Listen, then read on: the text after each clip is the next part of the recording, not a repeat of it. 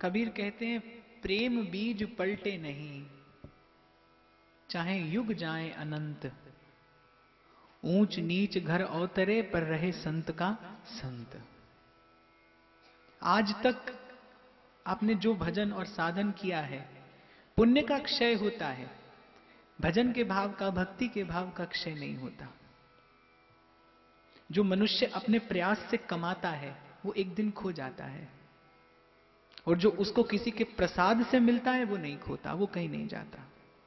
महाराज फरमाते हैं, तेरी बख्श न मेटे कोई सतगुरु का दिलासा।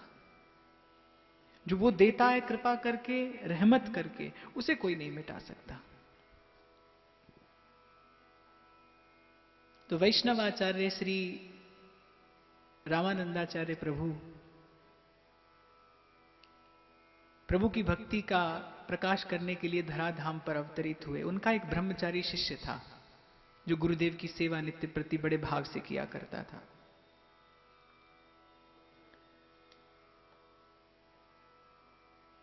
उसका नित्य का ये कार्य था, नित्य की उसकी क्रिया थी, ये सेवा थी कि वो सीधा सामान मधुकरी मांग कर लाता था।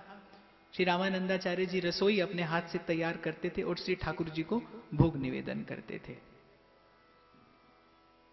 कल के प्रसंग में भी मैंने वर्णन किया था कि सच्चा साधु जो हो वो सोचकर और विचार कर किसी सांसारिक व्यक्ति से वस्तु ग्रहण करता है, ऐसे नहीं।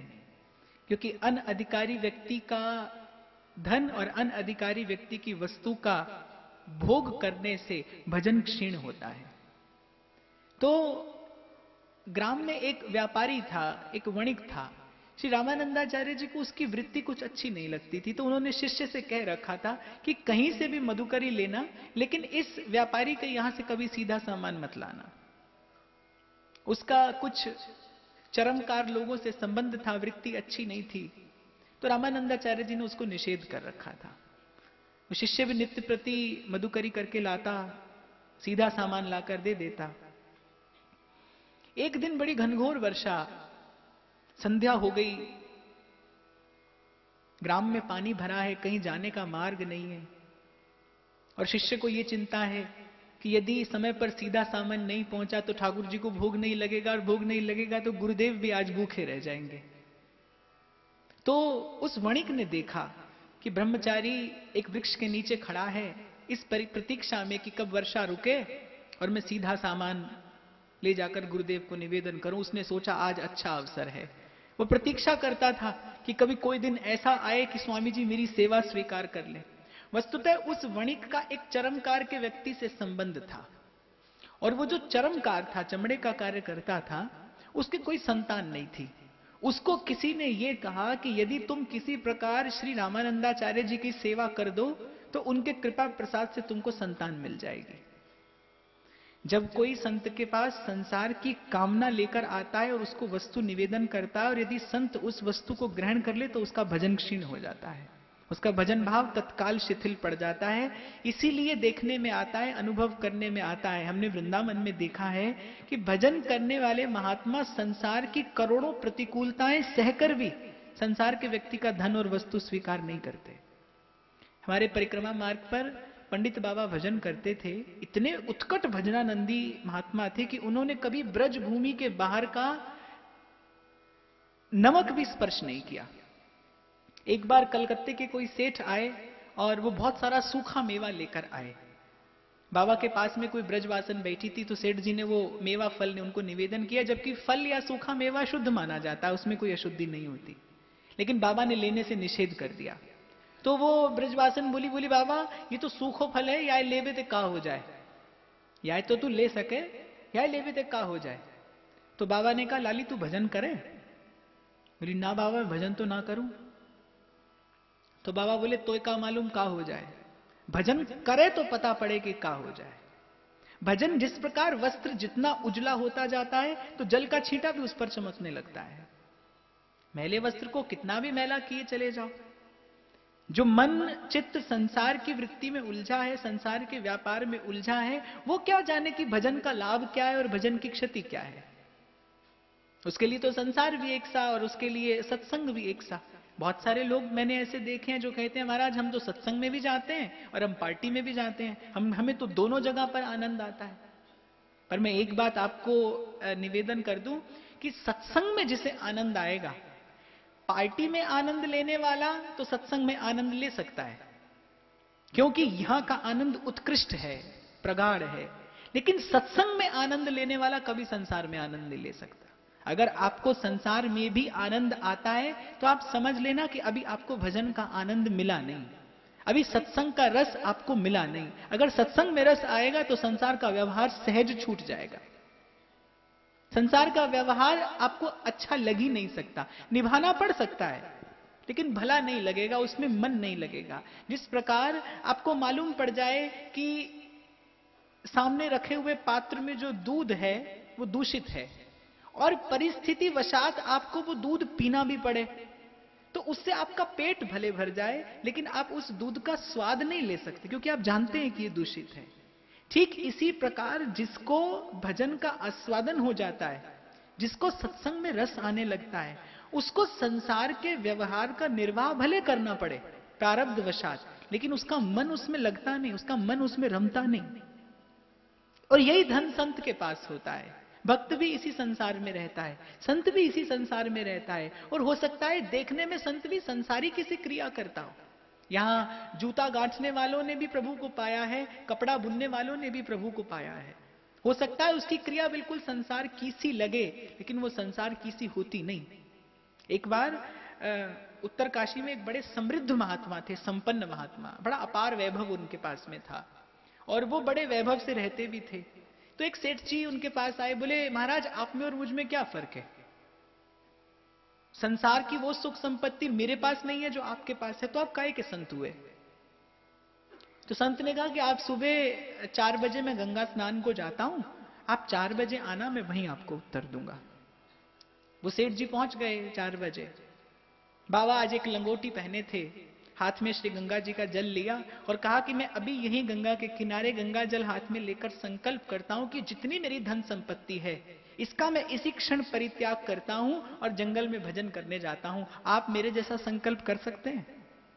सेठ जी मौन हो गए, बोले बस यही फर्क है आप में और मुझ में। आप संपत्ति के दास हैं और संपत्ति मेरी दासी है। मैं जब चाहे इसका परित्याग कर सकता हूं, लेकिन आप इसके बंधन में हैं।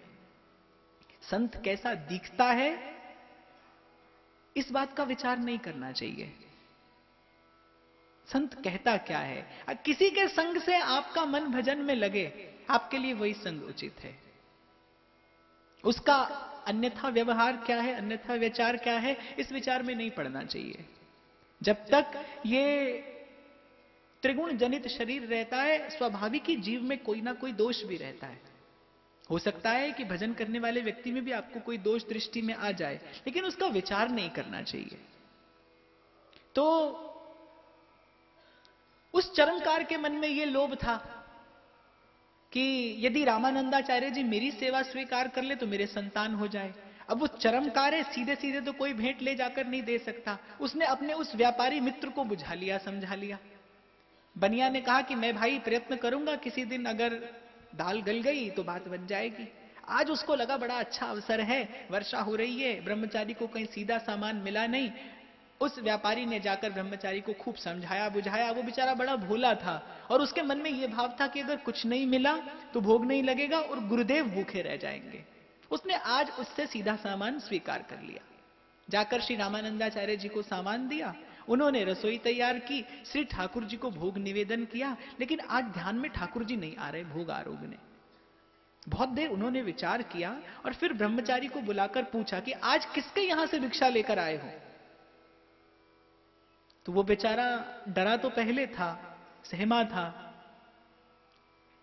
गुरुदेव सिद्ध थे, पूछ लिया, अब गुरुदेव से झूठ भी नहीं बोला जा सकता, तो डरते डरते सारी बात निवेदन कर दी।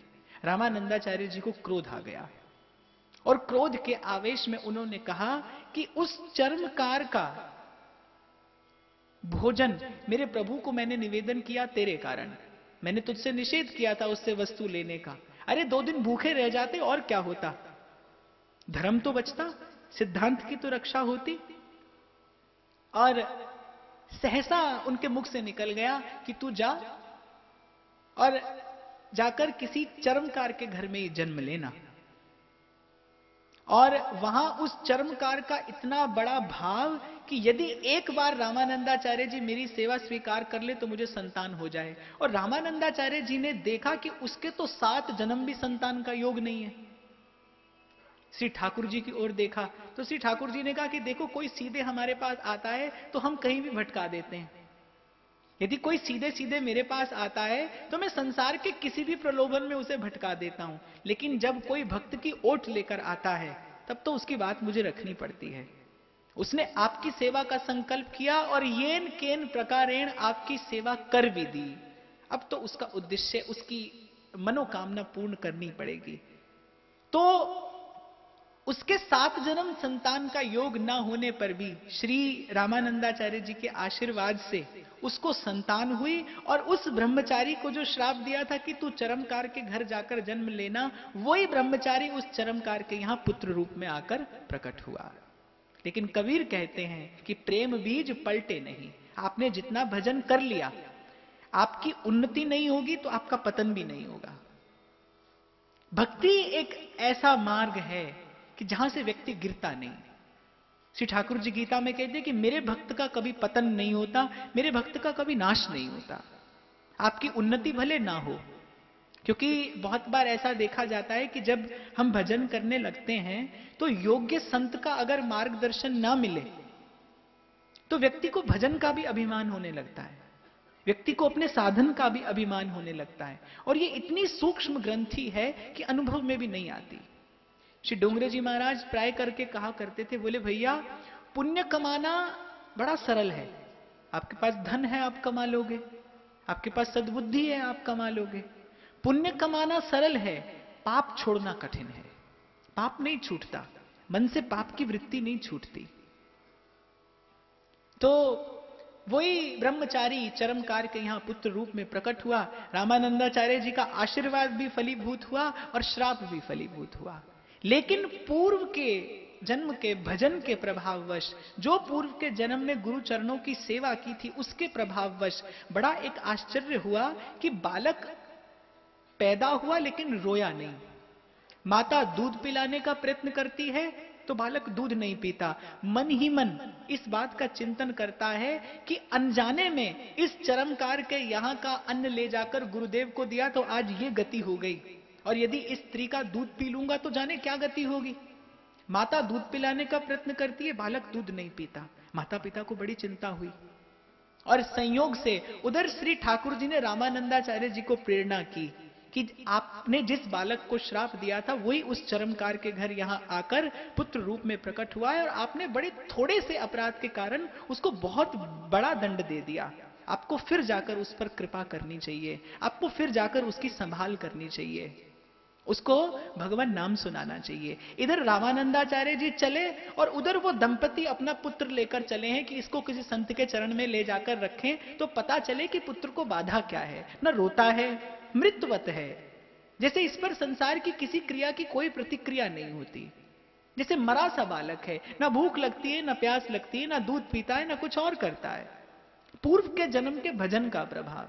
लेकिन वो चरमकार क्या जाने कि भजन का क्या प्रभाव है। मार्ग में एक मंदिर में रामानंदाचार्य जी से मिलन हुआ।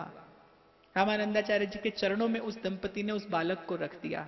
ये पूर्व के जन्म का भजन प्रभाव है कि इस जन्म में संसार का स्पर्श होने से पहले ही उस बालक को गुरु चरणों की प्राप्ति हो गई। मैं कई बार कहता हूं कि आप भी कभी गुरु ढूंढने मत निकलना। गुरु बनाना नहीं, शिष्य बनना।